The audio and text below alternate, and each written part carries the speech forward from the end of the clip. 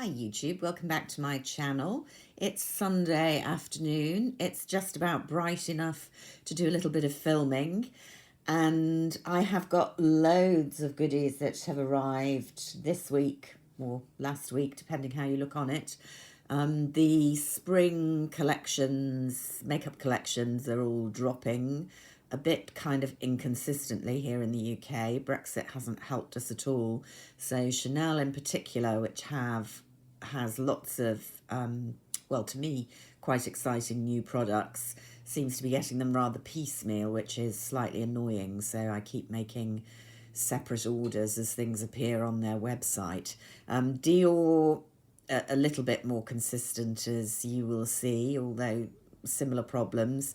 Tom Ford not yet making an appearance here in the UK.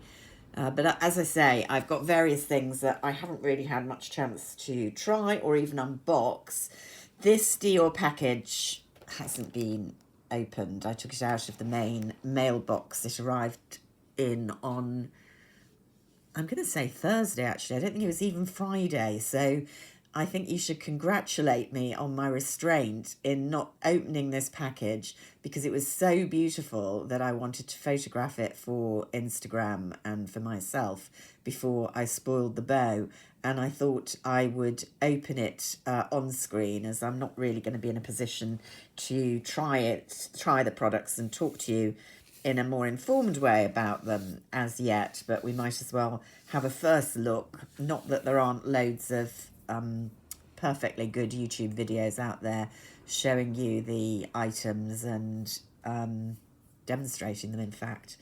But there we go. It's fun for me and fun, hopefully, for some of you. So the packaging, is that not gorgeous? I love animal prints and animals, leopard, tiger, all those kind of things. Right up my street. And here we have it in red and gold. I'm guessing this is celebration of the year of the tiger. It will be Chinese New Year very soon. I'm not quite sure when. It's usually a few weekends into January, but it depends on the lunar calendar. So need to check that up. Some lines are producing Chinese New Year products. They always do. I saw Clinique. Was it Clinique? I think it was Clinique have kind of just randomly decorated a few of their ordinary skincare products as Happy Chinese New Year, which was a bit random. The red colour is everywhere. It's part of the Chanel new #1 red camellia kind of packaging, but also Year of the Tiger packaging. I have got a one MAC product, which is also for Chinese New Year, but a bit disappointing. But I'll show you that separately. So sorry for that ramble. This was because I was so overcome by the beauty of this design. I do think Dior's line drawing for their designs is superior really to any of the other ranges. They go for quite detailed drawings that don't always translate brilliantly into the fabric for their clothing, although some of them do. Gucci's really the only other luxury line that tends to do this a lot, and I must say I really like it. And with Dior, they, as I say, put it onto their packaging. Gucci too. So we have kind of gold embossing, we have the gorgeous tiger, we have these beautifully detailed plant and flower drawings. I just think it's exquisite. And it's things like this that actually, however stupid it may sound, given how much we pay for this kind of thing, but for me really make the experience of buying luxury goods, particularly when we don't have the experience at the moment, most of us, of going into the shops to do it, really special. And we've even got the beautiful red Dior ribbon. Anyway, there we go. I've rambled on for nearly 5 minutes, and we do actually have some products to look at, hopefully, in here. So there we go. What have we got? Those are going to be my freebies, which have come in a different bag. It's usually a grey bag, but here we have a white with gold on it. So that's new. So you'll be thrilled to know I couldn't decide which of the 2 spring palettes to get. So I've gone for both of them.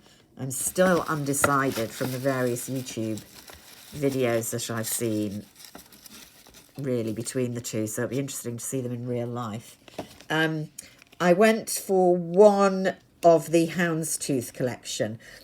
Houndstooth, another great favourite of mine. They're doing cushion foundations, and I just didn't want to buy a cushion foundation, and lipsticks and lip balms. But on the UK site, compared with certainly the American site, from what I've seen, they have a much wider selection. We were only offered the one lip balm, which was the colourless one, and then 4 lipsticks, which were all in the kind of red range. Can you see that? It is engraved and it has got Dior on it, but very hard to see on the colourless lip balm, which I just thought I really wanted the packaging, which is a bit plasticky, I have to say, but still very beautiful to look at. Very classic Dior. And I figured I would actually wear lip balm in a way. I probably am not going to use yet another red lipstick. So, yeah, it's just a colourless balm, not even shiny. But it is something I will use. Whether it justifies the price, who knows? But how pretty is that to go in your handbag? If you're in the market for cushion foundation, you could have a matching cushion foundation, which would be very nice. So that was from the Houndstooth collection. Oh, they are also re-promoting the Tutu eye palette, not with a Houndstooth casing. If they'd done that, I probably would have bought it because I haven't got Tutu, and it's a nice quint. But re-promoting the quint, and the only difference to go with the Houndstooth collection is that the actual powders are embossed, but I didn't feel it was worth it for that, and I would go for the 2 limited edition. So here they are, 839, which is Popeline, which I think is going to be my favourite, but I wasn't sure. Shall we note you no longer get the little velour pouch, even though these are now £48 each. The other one is 719 Organza, and this is the one which I think people say looks very different on the website than in real life, and I have to say looked different in various YouTube videos, so I was left very unsure, and in the end went for it. It's a more kind of typical, for me, colour selection. So let me just take out the plastic and the little brushes so that I can manipulate it. So we've got a nice taupe down here. Well, taupe, a kind of goldeny brown, quite a glittery gold up there. Then a kind of red toned bronze. I wasn't sure about this colour. This definitely does look darker in real life than I remembered on the website. And perhaps less spring-like, to be honest, a bit more autumnal. We'll swatch in a minute. Here's Popeline, I think that's how you probably pronounce it, which was the more obvious springy one, with a lot of pink in, which I find very pretty, but I'm not sure pink necessarily translates brilliantly on the lids. Again, this is actually far more vibrant than it looked on the website. I don't know why I'm holding it at an angle to get the light, probably. So we've got a peachy colour down here, very shimmery peach gold, a pure pink, a shimmery pink here, that looks very pretty, and a brown. So should we have a quick swatchy? Let's go in for that really pretty pink. Feels nice. Ooh, a lot of powder on that. I'm just going to have a lot of fallout. But it's very glowy. Ooh, now that is really pretty if you're a Barbie pink girl. I'm not sure I am. I think you need to be very blonde to wear that. But it is pretty. I do quite like it. This feels nice. Much sheerer. You can see. Not too glittery, but very sheer. This feels nice. Very smooth. Yeah, very smooth satin there. So you've got the contrast. It isn't matte, but it's much less shimmery and a more kind of reddy mid-toned pink than this very silvery, shiny, girly pink. Should we go for this one in the middle? Oh, that feels super soft. They're often a bit hard, the ones in the middle. Oh, wowza. So see that?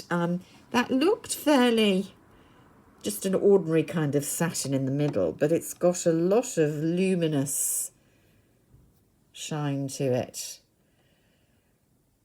Gosh, that would be interesting next to that one. They don't look a whole lot different, although they look very, very different in the pan. And then by way of balance, we've got this very nice satin brown. So I will say that's a very spring-like palette, no doubt about it. I'll be interested to see how that works out on the eyes. Have seen a nice eye look from All Feisty. If you want to look up her channel on YouTube, there are a lot of certainly swatching videos of this out already, mainly American, have got it going. But yeah, very pretty. So we've got that one. Shall we try the other hand here? A bit more tricky. So here we are with Organza. Which will we go in first? Let's try this. Nice smooth bronze there, you can see, with a lot of kind of almost duochrome. Pretty. So it's harder for me to swatch this way round. I'm not left-handed. That is very pretty, actually. That will probably suit me better than the more overt pinks. Let's go into the middle one. Again, feels much softer than I was expecting. And yeah, you've got that kind of white sheen on it, much like the pink one in the Popoline.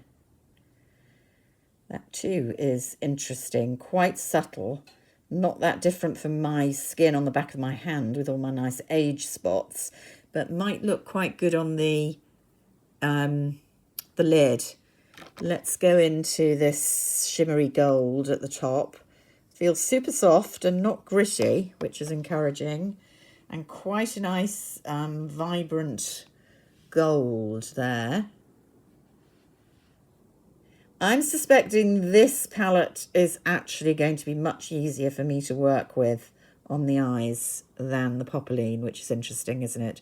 Which is kind of what I slightly felt when I ordered it, and then doubted a bit when I saw some of the swatches. So there we go. Then we've got this dark brown down here. I've got so many shades like this in my collection, but still it's much easier to have it in the quint that you're actually using.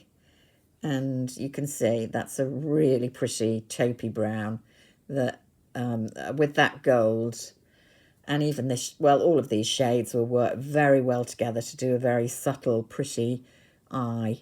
I could definitely, provided the consistency works well on the eyelids, I can definitely see myself working with this palette, those four colours certainly. Now I'm a bit dubious about this reddy, bricky kind of pink. It's very pretty, but a bit too warm for me generally, although it said these work with blue eyes. And actually it's relatively subtle on swatching. So that's interesting, isn't it? Sorry, I'm pressing on my camera there. There's our very vibrant pinks, and that kind of, those two Barbie pinks really are sticking out a bit much there. Would look lovely on maybe darker haired, slightly darker complexions than me. I think this Organza is actually going to be the one that I will work with more. So phew, what a relief, because that was the one I dithered about actually getting, I have to say, and dithered a bit more when I saw some of the YouTube videos after I'd ordered, but I think that's the one that I will actually like more in use, but interested to try both of them. And they are both very nice consistencies in hand swatches, that's for sure.